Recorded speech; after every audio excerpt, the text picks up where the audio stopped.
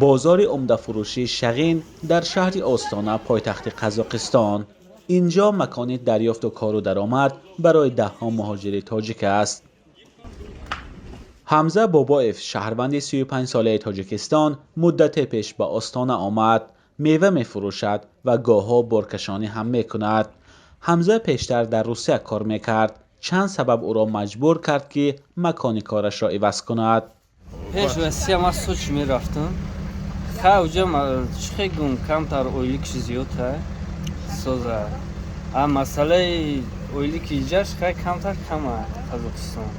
میشه سوزه. اینجا همین قش خوبه که همین ملیسوش گام میتیانه. یک از کار نداره تا.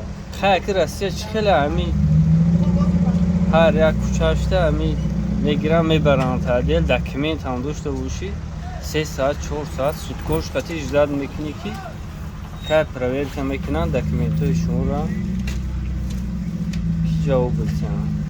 حمزه بابایف در روسیه ماهانه تا 70,000 روبل پیدا میکرد. حالا در قزاقستان 40,000 روبل کار میکند. دیگر مهاجران تاجیک هم میگویند درآمد آنها در قزاقستان کم است ولی فشارها نیز کمتر. روزی باشم 2 سال 3 سال شد باشه پرای. اما ما استراکادم چی میکنم؟ این قطعه کار میکنم دا دک میکنم. کار میکنم بچه ها را میکنم. کار میکنم قطعه بچه ها بسیاره. مثلا در استراکا 100 نفر باشم 100 نفرش 80 نفرش بودی کنم. اما وقت مادم اینجا فرقش کامل شد. اینجا کارش ساز بود. این بعد میلیساش غم نمیداد. پراپیسکاش ناغز بود. قناعتمندی نسبی مهاجران در حال است که سالانه چندین نفری آنها برای نقض قاعده‌های بود و باش از قزاقستان اخراج می‌شوند. ماه ایون امسال 48 شهروند تاجیکستان و ازبکستان از قزاقستان رانده شدند.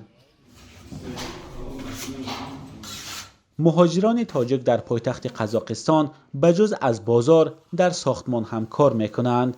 بعضی آنها بعد اخراج از روسیه مجبور شدند که به قزاقستان بیایند، از جمله کامران رجبزاده که در 5 سال آینده حق ورود به روسیه را ندارد.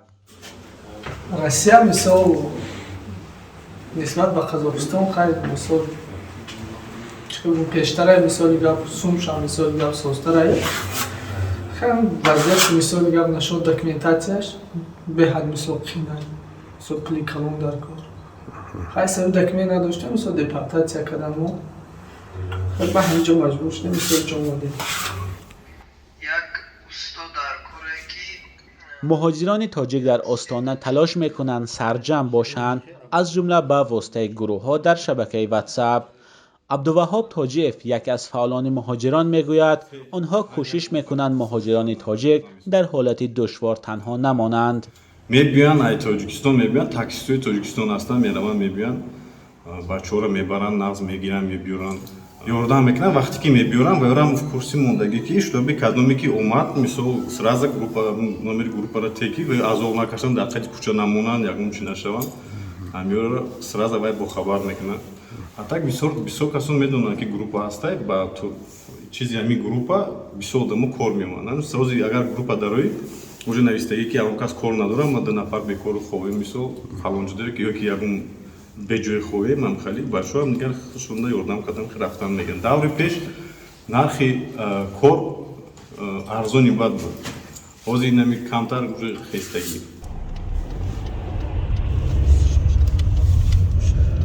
شماره مهاجران تاجیک در شهر آستانه معلوم نیست. خدمات مهاجرت تاجیکستان ماه ایول امسال گفته بود در قزاقستان 10,500 مهاجر تاجیک زندگی میکنند، اما به گفته همصحبتان ما این شماره بیشتر و در حال افزایش است.